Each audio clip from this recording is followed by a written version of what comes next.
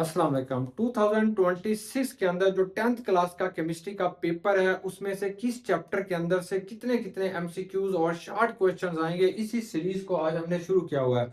हमारा पहला चैप्टर जो है वो चैप्टर नंबर 9 है, जो कि केमिकल इक्विलिब्रियम के बारे में है। केमिकल इक्विलिब्रियम का जो चैप्टर होगा इसके अंदर से दो बच्चों आपके एमसीक्यूज आने हैं और तीन जो होंगे वो यहाँ से शॉर्ट क्वेश्चन आएंगे। इस चैप्टर के तमाम एमसीक्यू जो आ सकते हैं उनको कैसे आपने सॉल्व करना है तो वो मैं आपको बताता हूं। तो पहला पहला हमारे पास क्या होगा, ये रिवर्सिबल रिएक्शन के बारे में होगा। तो आप याद रखना, ये पूरे चैप्टर के अंदर आपने सिर्फ और सिर्फ रिवर्सिबल रिएक्शंस की बात करते हैं। रिवर्सिबल रिएक्शंस क्या होते हैं, देखें जैसे ये हमारे पास एक रिएक्शन होगा, PCl5 है, ये अपने आप को ब्रेकअप करेगा PCl3 में प्लस बच्चों क्लोरीन में। फिर ये दोनों आपस में मिलेंगे, दे अगेन फॉर्म PCl3। तो ऐसा रिएक्शन जो फॉरवर्ड और बैकवर्ड रिएक्शन दोनों के अंदर होगा, इसे आपने रिवर्सिबल रिएक्शन कहेंगे। तो वो आपको एमसीक्यूज देगा कि इनमें से कौन सा रिएक्शन जो है वो रिवर्सिबल रिएक्शन है। अगर वहां पे डबल हेडेड एरो बना हुआ होगा तो वो रिएक्शन रिवर्सिबल रिएक्शन होगा। अगर कोई ऐसा रिएक्शन होगा, जैसे मैं ये वाला रिएक्शन लिखता हूँ, ये NOH है प्लस HCl है, इन दोनों को मिलाएंगे तो इसके नतीजे में एक तीर का निशान आपको नजर आएगा। तो ये इरिवर्सिबल रिएक्शन होता है, ऐसा रिएक्शन जो सिर्फ एक डायरेक्शन के अंदर जा रहा होगा, तो इसे आपने इरिवर्सिबल रिएक्शन का नाम देते हैं। तो पहली बात यह है कि एमसीक्यू सारे आपने एक्सरसाइज वाले करने हैं। एक वहां से आएगा, एक मैं जो आपको समझा रहा हूं यहां से आएगा, ये भी वही तकरीबन वही है। तो ये रिवर्सिबल और इरिवर्सिबल रिएक्शन आप पहचान लेंगे, ये होता है। सेकंड जो आपके पास क्वेश्चन आएगा वो भी यहीं से आएगा कि डायनामिक इक्विलिब्रियम क्या होता है।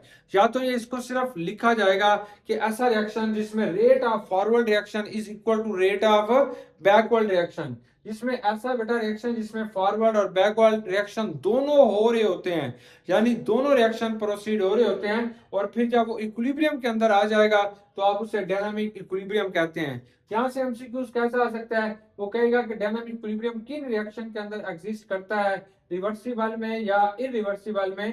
तो आपने बताना है कि this equilibrium can be exist only in A reversible reaction. ये जो इक्विलिब्रियम होगा ये आपके पास क्या होगा, रिवर्सिबल रिएक्शन के अंदर ये एग्जिस्ट करेगा।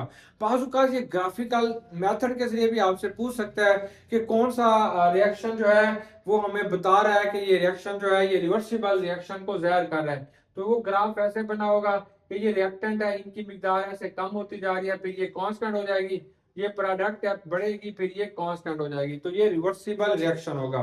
रिवर्सिबल रिएक्शन में एक अहम टर्मिनोलॉजी आएगी, that is known as a KC. KC क्या होगा, हर रिएक्शन का बेटा आपके पास एक केसी होगा। जैसे ये PCl3 है, PCl5 है, जब ये अपने आप को ब्रेकअप करेगा तो ये PCl3 बनेगा प्लस बच्चों ये क्या बनेगा, Cl2।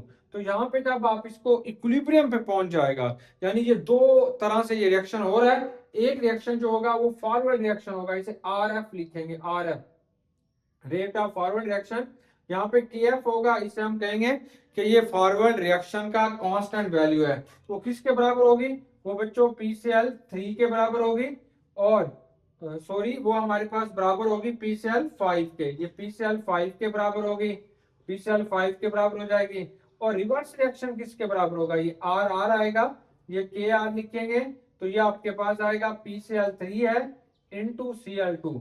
जब दोनों को आप बराबर करोगे यहाँ पे जो चीज आ जाएगी that is known as a KC. तो ये आपसे पूछ सकता है कि किन रिएक्शंस के आप केसी लिखेंगे। तो याद रखना कि ऐसे रिएक्शन जिसमें डबल हेडेड एरो होंगे, सिर्फ उन्हीं के लिए आपने केसी का निशान डालेंगे। तो वो बताएगा कि इनमें से कौन सा रिएक्शन जो है वो केसी के जरिए आप रिप्रेजेंट कर सकते हैं। अब एक और चीज आ जाती है, that is known as a QC. KC जो होते हैं वो एक इक्विलिब्रियम कांस्टेंट होगा। ये आपने याद रखना है कि केसी क्या होता है, इक्विलिब्रियम कांस्टेंट होता है। ये एक ऐसी वैल्यू होती है जो कि इक्विलिब्रियम कांस्टेंट पे डिपेंड करेगी, यानी इक्विलिब्रियम कांस्टेंट होता है और इसकी एक फिक्स वैल्यू है। फॉर एग्जांपल ये जो आपके पास रिएक्शन होगा, ये कोई भी रिएक्शन आप देख लें, यही PCl5 वाला ही हम देख लेते हैं। अगर इसका केसी जो होती है that depend upon on temperature, ये भी एक फेवरेट किस्म का उसका एमसीक्यूज आता है कि केसी किस पे डिपेंड करता है, प्रेशर पे करता है नहीं करता, कैटलिस्ट पे करता है नहीं करता, ये पोजीशन ऑफ इक्विलिब्रियम पे डिपेंड करता है नहीं करता, किस पे डिपेंड करेगा, ओनली टेम्परेचर। हर टेम्परेचर पे हर रिएक्शन की बेटा केसी की एक फिक्स वैल्यू होगी। फॉर एग्जांपल आपके पास अगर टेम्परेचर 20 डिग्री सेंटीग्रेड होता है तो इसकी जो इस रिएक्शन की जो केसी की वैल्यू है वो 4 है। अगर आप टेम्परेचर 25 डिग्री सेंटीग्रेड कर देते हैं तो इसकी जो Kc की वैल्यू है वो 5 है। अगर आप टेम्परेचर 30 कर देते हैं तो इसकी वैल्यू क्या होगी, 6 होगी। तो ये आपके पास एक कांस्टेंट वैल्यू होती है, हर टेम्परेचर के ऊपर Kc की वैल्यू जो होती है वो फिक्स होती है। तो बच्चों ये Qc क्या होगा, Qc आप कहते हैं कि ये आपके पास एक रेशो होती है। जब भी कोई रिएक्शन आप शुरू करते हैं तो उसमें प्रोडक्ट और रिएक्टेंट की जो रेशो आ रही होती है उसे आप कहते हैं कि ये आपके पास Qc हो गया। नहीं समझ आई क्यों? अब देखें, देखें अगर आपके पास टेम्परेचर 20 डिग्री सेंटीग्रेड से 20 डिग्री सेंटीग्रेड अभी नहीं हुआ, तो इस वक्त ये जो रिएक्टेंट है ये प्रोडक्ट में तब्दील हो रहे हैं। 20 डिग्री सेंटीग्रेड के ऊपर Qc Kc की वैल्यू जो थी वो 4 थी, 4 है, फिक्स है, ये फिक्स है। अब आपने अब आपने 20 डिग्री सेंटीग्रेड टेम्परेचर पे देखना चाहते हैं तो इस वक्त जो रिएक्टेंट प्रोडक्ट में तब्दील हो रहे होते हैं, जब आप इनकी रेशो निकालते हैं, प्रोडक्ट की रेशो बटा रिएक्टेंट की रेशो निकालते हैं, अगर ये 3 आ गई, अगर ये 3 आ गई तो इसे आपने QC कहेंगे। अगर इसकी वैल्यू 20 डिग्री सेंटीग्रेड पर 4 आ गई तो ये QC is equal to KC, दोनों बराबर हो जाएंगे। अब ये अक्सर एमसीक्यूज ये भी आता है कि यूनिट ऑफ केसी, कि केसी का आपके पास क्या यूनिट होता है। तो मामूली सी बात आपने याद रखनी है, कोई भी रिएक्शन होगा उसके साथ आपने ये चीज लिख लेनी है, मोल्स, जिसे हम कहते हैं decimetre cube, mole decimetre cube into delta n, ये वाला फार्मूला आपने याद रख लेना है, मोल्स डेसीमीटर क्यूब और डेल्टा एन। अब कोई भी रिएक्शन पूछेगा, कहेगा इसकी आप यूनिट बताएं, तो आप बता सकते हैं। देखिए जैसे आपके पास वही वाला, चलें यही रिएक्शन दोबारा लिखें, PCl5 है बेटा, it can be break up into PCl3 plus Cl2। अब हर एक का मोल्स पर लीटर होगा, इसका भी मोल्स पर लीटर है, इसका भी मोल्स पर लीटर है, इसका भी मोल्स पर लीटर है, ये आपने लिखना है। अब आपने डेल्टा एन की वैल्यू निकालनी है। डेल्टा एन क्या होता है कि number of moles of product, product के कितने मोल्स हैं minus number of moles of reactant के, रिएक्टेंट के कितने मोल्स हैं। अब प्रोडक्ट का इसका मोल कितना है, एक, इसका मोल कितना है, एक, दो हो गया। अब रिएक्टेंट का कितना है, एक, तो आप क्या करेंगे, दो माइनस एक, जवाब क्या आएगा, एक, आपके पास एक जवाब आ जाएगा। अब आपने इसके यूनिट बताने हैं, तो इसका यूनिट क्या होगा, यहाँ पे लिखेंगे मोल्स पर डेसीमीटर क्यूब है, डेल्टा एन की वैल्यू एक रखेंगे, तो यही का यही जवाब आपके पास आ जाएगा। तो आप कहेंगे इसका जो आपके पास यूनिट आ रहा है वो आता है moles per litre, moles per litre. चलें और एग्जांपल ले लें, अगर आपके पास अमोनिया का पूछ रहा है, कहते हैं N2 है प्लस 3H2 है, बताओ इसके क्या यूनिट होंगे, ये अमोनिया बन रही है। तो आपने याद रखना है कि मोल्स पर लीटर सबका है, मोल्स पर लीटर क्या है बच्चों, ये सबके साथ आपके पास रहेगा। अब आपने डेल्टा एन की वैल्यू निकालनी है, कैसे, number of moles of product 2 आएगा, माइनस ये क्या आएगा, 3 आएगा, ये -1 होगा, जब टोटल जमा करें दो, ये -4 हो जाएगा, 2 -4 बराबर -2, इसका जो है -2 आ रहा है। तो अब आपने इसका मोल्स डेसीमीटर क्यूब लिखेंगे, इसके ऊपर आपने -2 लिख देंगे। अब आपने इसके साथ इसे क्या करनी है, मल्टीप्लाई करना है। जब ये इसके साथ मल्टीप्लाई होगा मोल्स के साथ, तो इसका जवाब आएगा मोल्स -2, और जब ये डेसीमीटर क्यूब के साथ ज़रब खाएगा तो जमा 6 हो जाएगा। तो इस रिएक्शन का यूनिट ये होगा। तो ये आपसे कोई भी यूनिट पूछ सकते हैं, तो आप इसको लिखोगे कि इस रिएक्शन का ये वाला यूनिट है। अब हमारे पास ना KC और QC के आपस में क्या ताल्लुक होता है, तो आपने याद रखना है कि अगर QC की वैल्यू ज्यादा है, मतलब QC is greater than KC, तो रिएक्शन जो होगा ये बैकवर्ड डायरेक्शन में शुरू हो जाएगा, मतलब QC की वैल्यू। फॉर एग्जांपल एक रिएक्शन है 20 डिग्री सेंटीग्रेड पर, उसकी जो KC की वैल्यू आपके पास आ रही है इस रिएक्शन की वो 4 है। अगर 20 डिग्री सेंटीग्रेड पर QC की वैल्यू 5 हो गई तो रिएक्शन क्या हो जाएगा, रिवर्स हो जाएगा।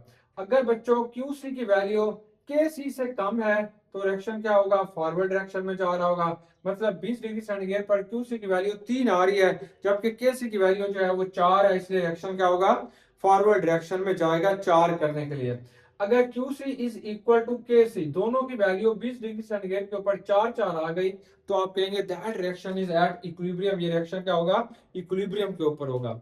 अब हम कुछ शॉर्ट क्वेश्चन देखते हैं, ये यही वाले आएंगे, या ज्यादा से ज्यादा एक हमारे पास और एमसीक्यूज आ जाता है कि लॉ ऑफ मास एक्शन किसने कब और कैसे पेश किया, तो आप कहेंगे पी वेज और गुलबर्ग ने 1859 के अंदर इस लॉ को पेश किया। ये भी एमसीक्यूज आ जाता है। बाकी आपने एंड वाले एमसीक्यूज जरूर देखने हैं ताकि आपको अच्छे तरीके से आप सॉल्व कर सकें। अब हम कुछ शॉर्ट क्वेश्चंस करते हैं। पहली पहली बात आपके पास आते हैं व्हाट आर रिएक्टेंट, उर्दू में इसे मुतम्मलात कहते हैं, कि आपस में रिएक्शन करने वाले। और प्रोडक्ट्स को आपने हासिलात कहते हैं। तो आप कहेंगे इधर यहाँ पे आप लिखेंगे रिएक्टेंट्स क्या होते हैं, तो दो स्पीशीज, ये ऐसी स्पीशीज होती हैं, दो स्पीशीज, ये बच्चों आपके पास दो स्पीशीज, ऐसी ये स्पीशीज होती हैं which take part in a reaction, which take part, जो कि आमतौर पर टेक पार्ट कर रही होती हैं, हिस्सा ले रही होती हैं इन ए रिएक्शन, एक रिएक्शन के अंदर जो चीज हिस्सा ले रही होगी इस कॉल्ड रिएक्टेंट। तो आपने जो इसको कहना है वो रिएक्टेंट कहते हैं, रिएक्टेंट। अब ये आपसे नेक्स्ट क्वेश्चन पूछता है प्रोडक्ट क्या होता है, तो जब रिएक्टेंट आपस में रिएक्ट करेंगे जो चीज आपके पास बनेगी that is known as a product. जब भी आप कोई केमिकल इक्वेशन लिखेंगे ये वाला जो हिस्सा होता है इसको हम कहते हैं लेफ्ट हैंड साइड, तो रिएक्टेंट जो होंगे वो लेफ्ट हैंड साइड पे लिखते हैं। प्रोडक्ट कहाँ पे लिखेंगे वो आप कहेंगे ये आपने राइट हैंड साइड पे प्रोडक्ट को लिखा जाता है। अब हमारे पास शुरू में रिएक्टेंट की कंसंट्रेशन बहुत ज्यादा होती है, प्रोडक्ट बहुत कम होते हैं, लेकिन ऐसा ऐसा रिएक्टेंट की कंसंट्रेशन कम होना शुरू हो जाएगी, प्रोडक्ट की कंसंट्रेशन है बढ़ना शुरू हो जाएगी। नेक्स्ट आपके पास आएगा what is state of equilibrium, कि स्टेट ऑफ इक्विलिब्रियम क्या होता है, तो आप बताएंगे एक ऐसी स्टेट जहां पे rate of forward reaction is equal to rate of backward reaction. तो ये स्टेट ऑफ इक्विलिब्रियम होगी, रेट ऑफ फॉरवर्ड रिएक्शन, कि जिसके अंदर बेटा हमारे पास ये जो फॉरवर्ड रिएक्शन होगा इसकी जो रेट होती है that is equal to the reverse reaction, कि अगर फॉरवर्ड और रिवर्स रिएक्शन जो होते हैं इनकी रेट बराबर हो जाएगी तो आप कहेंगे that state is known as a state of equilibrium. तो ये स्टेट ऑफ इक्विलिब्रियम कहलाएगा। Differentiate between reversible and irreversible reaction, बाजू का ये भी शॉर्ट क्वेश्चन आ जाता है कि रिवर्सिबल और इरिवर्सिबल में क्या फर्क होता है, तो यहाँ पे आपने उसको बताना है कि रिवर्सिबल रिएक्शन वो होते हैं जो दोनों डायरेक्शंस के अंदर हो रहे होते हैं, जैसे ये S2 है प्लस I2 है, तो ये फॉरवर्ड डायरेक्शन में भी होगा और बैकवर्ड डायरेक्शन में भी होगा, इससे हम कहते हैं रिवर्सिबल रिएक्शन। अब आपके पास इरिवर्सिबल रिएक्शन क्या होगा, कोई एसिड बेस रिएक्शन की एग्जांपल आप लिख सकते हैं, NOH है प्लस बेटा HCl है, दोनों को आपस में लिखें तो it can B form A salt, ये सॉल्ट बनेगा प्लस वाटर बनेगा, इसे आपने इरिवर्सिबल रिएक्शन का नाम देते हैं, जो सिर्फ फॉरवर्ड डायरेक्शन में होता है, बैकवर्ड डायरेक्शन में कभी नहीं होगा, that is a irreversible reaction. जो फॉरवर्ड और बैकवर्ड दोनों डायरेक्शंस के अंदर हो रहा होता है वो आपके पास क्या होगा, रिवर्सिबल रिएक्शन होगा। Right equilibrium constant expression for reactions, तो बाजू का किसी भी रिएक्शंस के लिए आपने इक्विलिब्रियम कांस्टेंट जो होता है उसको भी आपने लिखना होता है। वो किस तरीके से आप लिखेंगे, हमेशा प्रोडक्ट को आप ऊपर लिखेंगे और रिएक्टेंट को नीचे, तो ये आप लिखेंगे KC लिखेंगे, इसमें प्रोडक्ट क्या है PCl5 है और रिएक्टेंट आपने क्या लिखे हुए हैं PCl3 है, ये एक रिएक्टेंट है, ये बेटा आपके पास क्या होगा दूसरा रिएक्टेंट है। तो इस तरीके से किसी भी रिएक्शन को लिख दिया जाएगा और कहा जाएगा कि इसका आपने एक्सप्रेशन लिखना है, इसको आपने इजहार करना है in case of chemical equilibrium या KC के लिहाज से आप इसे लिखें। अब आपके पास ना इंपॉर्टेंस ऑफ KC क्या होती है, अगर बच्चों KC की वैल्यू बहुत ज्यादा है, यानी KC की वैल्यू क्या होगी हाई है, अगर KC की वैल्यू हाई है ज्यादा है तो वो रिएक्शन जो होगा वो कंप्लीट हो चुका होगा, वो फॉरवर्ड रिएक्शन में जाके क्या होगा कंप्लीट हो चुका होगा। फॉर एग्जांपल जैसे आपके पास कोई भी रिएक्शन दिया जाता है, ये O3 है फॉर एग्जांपल, ये अपने आप को ब्रेकअप करता है किसमें, मॉलिक्यूलर ऑक्सीजन में, यहाँ पे वो आपको कहता है कि KC की वैल्यू 10 की ताकत 30 है और टेम्परेचर इसका 20 डिग्री सेंटीग्रेड है, तो आप कहेंगे कि यहाँ पे ये रिएक्शन जो होगा ये कंप्लीट हो चुका है, या यहाँ पे प्रोडक्ट की वैल्यू क्या होगी ज्यादा होगी। अगर KC की वैल्यू कम होगी, कम से मुराद है एक से थोड़ी कम होनी चाहिए, जैसे बेटा आपके पास HF है, ये हाइड्रोफ्लोरिक एसिड है, H2 है प्लस F2 है, यहाँ पे KC की वैल्यू वो आपको कहता है 10 -13 है, टेम्परेचर 20 डिग्री सेंटीग्रेड है, तो आप कहेंगे कि ये जो रिएक्टेंट है ये मोर स्टेबल है, ये जो रिएक्शन है ये बैकवर्ड डायरेक्शन में ही होगा, फॉरवर्ड डायरेक्शन में ये कभी नहीं होगा। अगर KC की वैल्यू ना ज्यादा है ना कम है, फॉर एग्जांपल कोई भी रिएक्शन आपके पास आ जाता है N2O4 है, ये डाई नाइट्रोजन टेट्राऑक्साइड है, ये 2NO2 में, जहाँ पे वो आपको कहता है KC की वैल्यू 4 है, तो अब बताओ, तो आप कहेंगे अब ये रिएक्शन जो होता है वो कंप्लीट हो चुका है, यानी that reaction is at equilibrium, ये इक्विलिब्रियम में है, ना ये फॉरवर्ड डायरेक्शन में होगा ना बेटा ये बैकवर्ड डायरेक्शन में होगा। देखो ज्यादा वैल्यू से क्या मुराद है, एक से ज्यादा हो, यानी एक से लेके जितने भी होगी वो ज्यादा होगी और ये पावर में होनी चाहिए, और कम वैल्यू क्या होगी माइनस में, -1, -2, -13। और बराबर वैल्यू क्या होगी जिसमें ताकत कोई ना, वैसे 2, 4, 6 होगी वैसे।